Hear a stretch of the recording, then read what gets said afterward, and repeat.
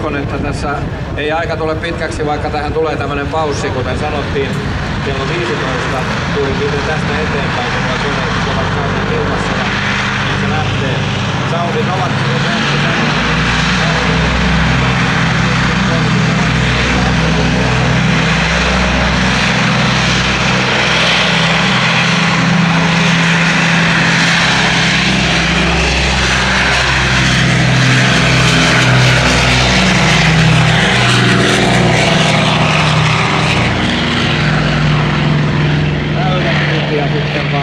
Tämä on nyt ensimmäinen kerta, kun kutonen lähtee kymmeniin vuosiin tältä tiitotellen. En huomannut Pentulta äsken kysyä, että onko hän laskeutunut tälle Malmille, koska seutullahan on ollut jo silloin Helsinki-Vantaan lentoasema.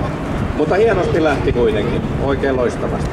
Komiasti ohjaamoon ja sillä lailla, mutta katsokaa, valokuvaajien putket osoittavat tuonne etelään ja aika alas. Sieltä se DC-6 tulee. Minä taidan ottaa kuvan noista kuvaajista.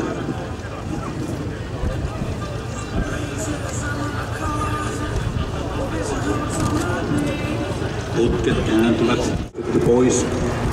Valotukset on saavutettu takaisin vastaan.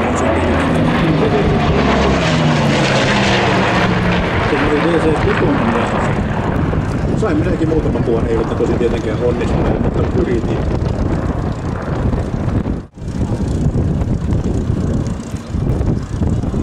Nyt se DC-6 muuten todellakin tulee sieltä pohjoisesta, eli kohti valoa.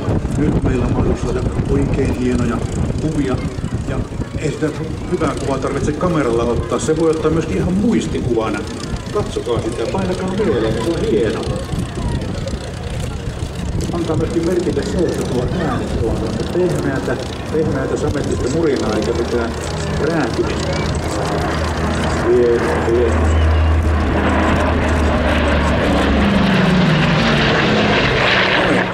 Noin, nyt toden totta meillä on Massi pääsi yllättämään. Juuri kun olimme sanomassa, että olemme aikataulusta edessä, niin eipä sentään. Uljas, tuollainen arvokas, verkkainen ylösveto ja nousukaarta. Oho, kone on jo niin paljon kallellaan, että tuolta voisi kohta kutsua taitolennoksi. Mutta kauniisti tämä kutonen auringossa timatelee.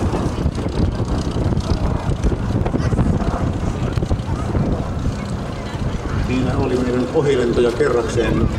Ohjelmanumero oli amerikan kielellä fly-by, eli läheltä lentäminen. Ja se kutonen tulosta vuorottaa kohti sieltä. Muistikohdat näyttävät pyristään. Te kuulkaa tuota ääntä.